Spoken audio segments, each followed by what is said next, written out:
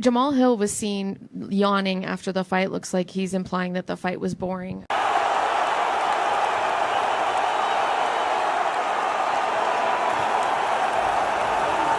I'm just curious if you can respond to that.